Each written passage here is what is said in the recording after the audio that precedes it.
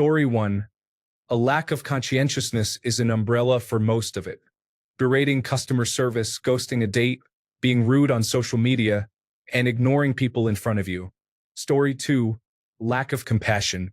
People think throwaways and anonymity are a good reason to treat others like complete garbage.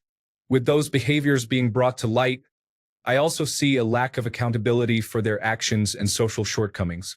As soon as they are done telling someone to kill themselves, they can delete the account and never change that issue about themselves. Story 3. The general desire to tear other human beings down, for no good reason, has become normalized. People take out their frustrations on those from their past and innocent people in their present.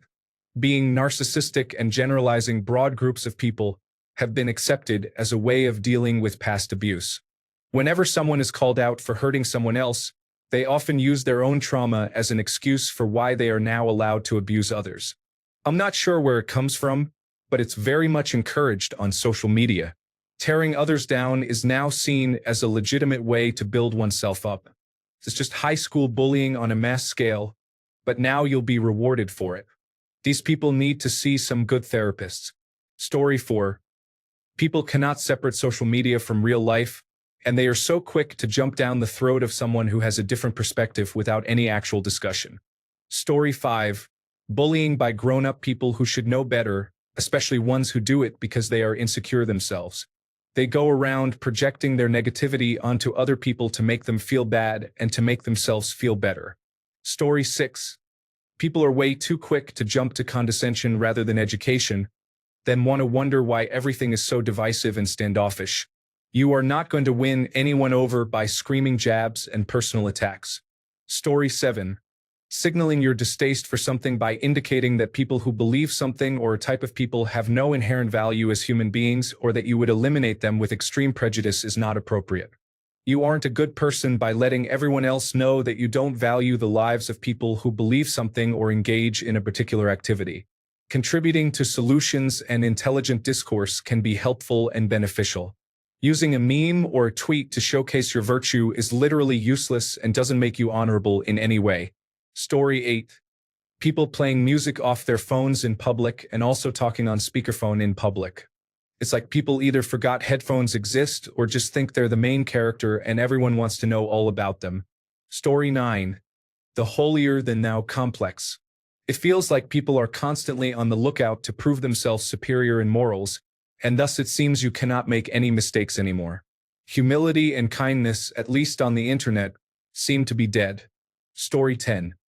Acknowledging they need help, either with a physical condition or their mental health, and doing nothing to work on it.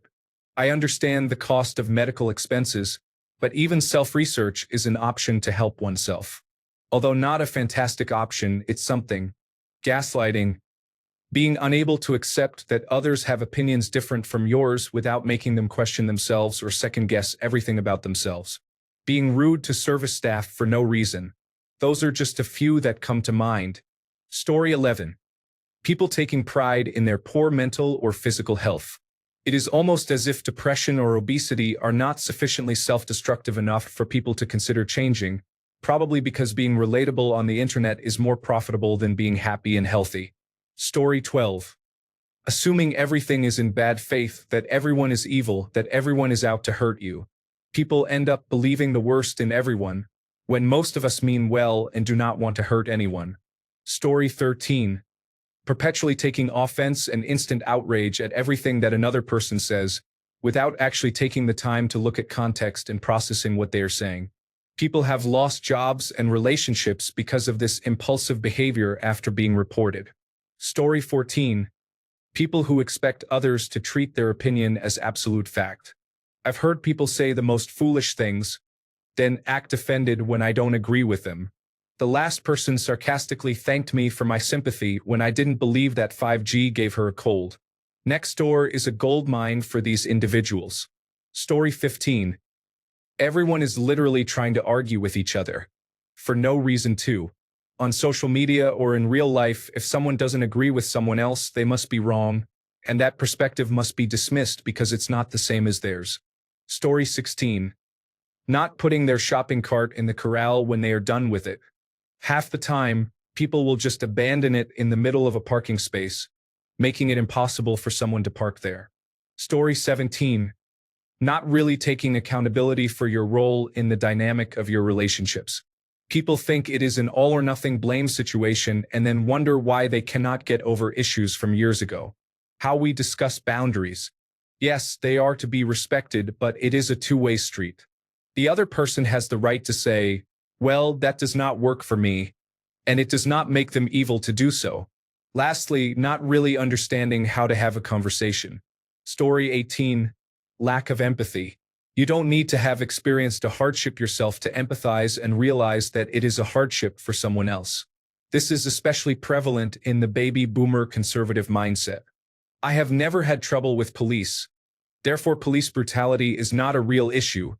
People are just disrespectful to the police.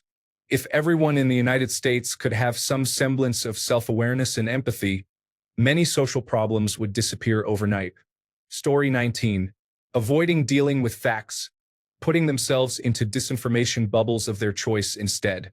No sense of civic responsibility, following their desires at the expense of other people, no matter how trivial their desire is to them. Sloppy parking that results in two spaces being unusable. Taking up a parking space in a crowded lot so they can read their phones. Dumping commingled and unrecyclable materials into recycling bins. Littering. Being on other people's lawns. Story 20. Talking negatively behind other people's backs. I live in the United Kingdom and it's happened everywhere I've been. Work, college, everywhere. It doesn't make anyone's lives easier, and it explains well why people have anxiety issues or self-esteem issues that they are too afraid to sort out. It also blurs the lines between what's good and bad if everyone is doing it. Story 21. 1. The right-wingers who always find a way to manipulate you with culture war nonsense in conversations that have nothing to do with politics. The extremely socially conscious individuals who are offended by everything, don't understand nuance, and aren't content to argue with you but must shame, cancel, and destroy you. In other words, unpleasant individuals from both extreme sides. Story 22. People who tell it as it is or keep it real. But the reality is that no one asked for their opinion, and they can never handle it when it's directed back at them. Story 23. Being foolish or annoying on purpose because they think that it is the same thing as being funny, and accusing everyone of being offended for not laughing at their silly jokes. Story 24. Complete unwillingness to talk through disagreement, coupled with a stunning quickness to judge others. As a progressive, I bought into the only right-wingers do it narrative. Now I can see insufferable, privileged, hostile behavior everywhere. I've even had to check myself on a few occasions. It's my feelings and choices matter more than anything or anyone because I come first on the right. And on the left, it's I'm going to brazenly use the suffering of others, without consent, as a weapon to control people's expression and behavior. They both treat the others like they're the devil and treat the more moderate, sensible people on their side like sellouts and turncoats. Story 25. Tribalism and this rising idea that you need to be offended at all times. I feel like I cannot make small talk anymore without upsetting someone. It is like the expectation is I have to agree with everyone 100% of the time or I am obviously a baby-eating monster. I know better than to talk politics, but the fact that I do not think Game of Thrones was all that great compared to Lord of the Rings apparently makes me a dirty Philistine. Story 26. I have brain fog from being sick, so forgive me for lack of words or word misuse, but I get so agitated when people get bothered being called out for their behavior. You do not get to tell the victim of your bad actions how they should feel or that they do not get to be bothered. I have an acquaintance I am trying to figure out how to best cut ties with, as our friendship has disintegrated over 12 years. I have never met someone who can justify saying I am an ugly, fat cow by saying that friends are not required to tell each other sorry. It is implied. Take responsibility for your actions and think about how you treat people. Story 27. I haven't seen it posted here anywhere, but there's a deep sense of fatalism that many people have, especially online. Everything that's upsetting them is the fault of something else that they have no control over, such as capitalism, socialism, women, men, or patriarchy. There's also the belief that some issue is definitely going to kill us all anyway, So why bother trying to make anything better, whether it's democratic backsliding, climate change, pandemics, or anything else? I'm generally the odd man out in my group of friends and usually teased for being overly optimistic, if not outright lectured on how my desire to start a family or buy a home is completely pointless because of various reasons. It's nauseating. Story 28. Ghosting, there really is no excuse for it. Oh, but they'll take it badly, they'll do this, blah, blah, blah. Just say, you know what, I don't want to talk to you anymore. Then use the block button. Even with the bad features on here, unless you keep looking, you're not going to know if they've messaged, and if you do, then you're after the attention. Story 29. Unbridled entitlement. This is entitlement for other people's items, bodies, and beliefs, placing their opinions above others they know nothing about. The inability or unwillingness to apologize. The lack of motivation to learn from someone else or outright disregarding fact over opinion. Covert tolerance. The idea that they accept other people's lifestyles or choices in public. Yet, when in private, they loudly conflict with the same views. This ranges from politics, colorism, racism, classism, or any aspect really, even down to complete strangers' gender identity. Story 30. Constantly being late. I get it if it happens from time to time. However, if 7 out of 10 times you are late, that's just you being disrespectful and not caring about other people's time. It takes so little effort to be on time most of the time. Story 31. I want to preface this by saying that I am emphatically pro-gender equality, but there's a certain subset of third-wave feminists who are just spoiled, entitled princesses who hate men the exact same way right-wing misogynists hate women. Story 32. Fat we bat flew pre seen the things wow seen the few go you. Tapped focus for soon seen did. Go to a best need. I get you be. You see this team series? Supplied the and grow good jug most so sold? Balls meet red a 10 sets tea. None seek set see the. Nut nice so gate this tastes his ring. You we eat close so. Crew pin path tools banana. Chat deep stand stop nor nod this aisle 9A. Do prep in pod able? No to business agility. So, san up cup good. And key or good blue nice. A gauge poem neat unsusceptible toy a can. Deal big sack knife tech the feet do.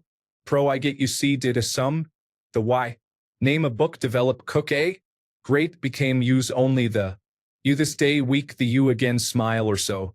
O nine go in yes boss. Sut a then affect do. It told do quit pile. Keep that their suddenness a saw pie need me. See do we peep inattentive 5. Special purpose equipment for zonal integration support and technical operations optimization logistics. Story 33. Smartphone and social media addiction. I don't think people realize that knowing things, learning things, and getting memes shoved into your eyeballs from immoral algorithms are mutually exclusive. Story 34. There's a lot of poor behavior in public discourse and debate that's been bothering me, especially in the last 2 years. People are too lazy to form a legitimate claim and too concerned with winning to properly gain from debate. The complete dismissal of a source purely based on the brand is just lazy. It's okay to be aware of bias when reading an article, but a proper response would be to look at the source, review its citations, and directly address misconceptions or dishonest presentation of facts in the article. Online debate has devolved into owning or destroying the opposing view instead of challenging beliefs and testing your own beliefs. Most people don't care if they are correct or correctly portraying the facts, but are rather concerned with appearing intellectual and winning the argument. It has also become focused on a team sport where views can predict political opinion almost as if they were adopted with the team you picked, instead of adopting a team that best matched views. This also plays into the winning aspect of arguing. Debates quickly devolve into catchphrases like snowflake or bigot. This behavior stems from ad hominem attacks and the underlying issue of dismissing sources outright. The behavior is based on believing that the speaker and the message are intrinsically linked, where if I can paint the speaker as biased or uneducated, then I don't need to address the value of the message.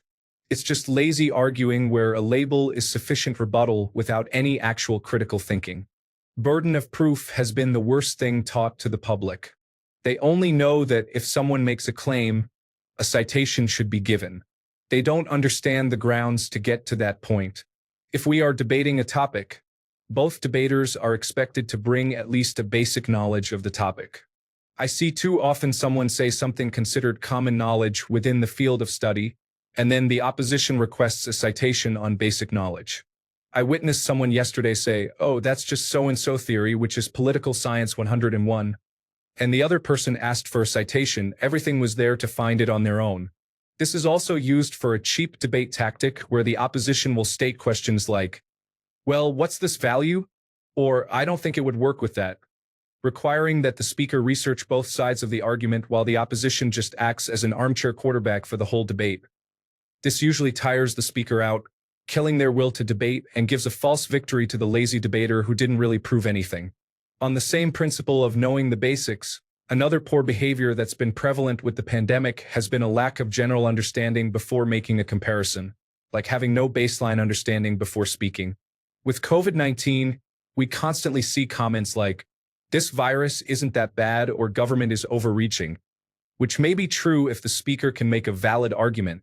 But when asked, "The virus isn't bad compared to what?" or "Overreach compared to which previous regulations?" it becomes clear that the speaker made a comparison without actually knowing what they compared to. It was purely their feeling on how they remembered both.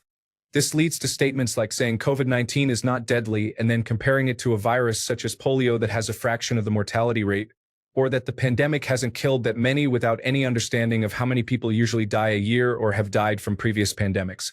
The last behavior I dislike is the lack of citation. People love to respond with something they heard without ever fact-checking it, which is crazy because they are stating simple facts that can be checked with a single search. The worst is absolutes, saying, "We have never done this before," even though several early occurrences can easily be found with a quick search without even truly researching anything.